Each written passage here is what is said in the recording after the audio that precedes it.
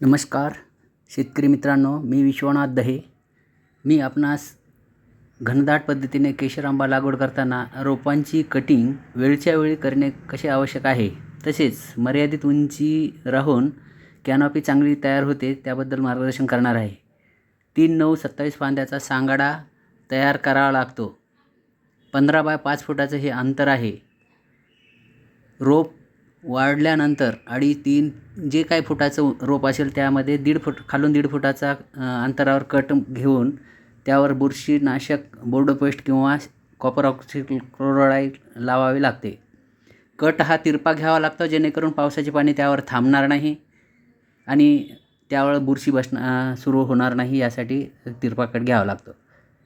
आणि काठीसोबत बांधलेला जो भाग आहे सपोर्टसाठी, तो भाग मोकळा करून घ्यावा लागतो. चिकट सापळे लावल्याने रस शोषक किडी संपूर्ण नष्ट होतात.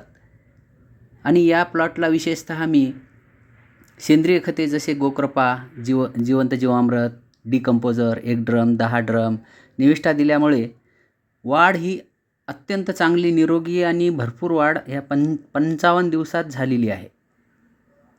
55 दिवसात कटिंग करते वेळेस एक काळजी घ्यावी लागते झाडाची, की ती म्हणजे 40 दिवसात, लागवडीपासून 40 दिवसात आपल्याला कटिंग करता येते. परंतु काही वेळेस झाडाची वाढ प्रॉपर होत नाही, मुळी सेट होत नाही, त्यामुळे थोडंसं वाट बघावं लागते.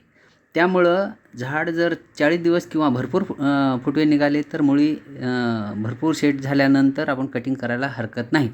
या कटिंगमुळे 1.5 फुटावरच्या कटिंगमुळे बुरशीनाशक घेतल्यानंतर भरपूर फांद्या येतात. त्यापैकी 4 दिशेला 4 ठेवून इतरत्र फांद्या ह्या कट कराव्या लागतात.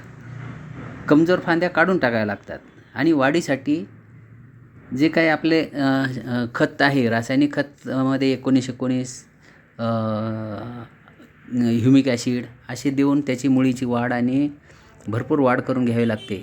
त्यामुळे झाड हे निरोगी आणि सशक्त बनून कमी वयामध्ये 2.5 वर्षामध्ये याला फळे लागू शकतात. हे कटिंग फार महत्त्वाची आहे.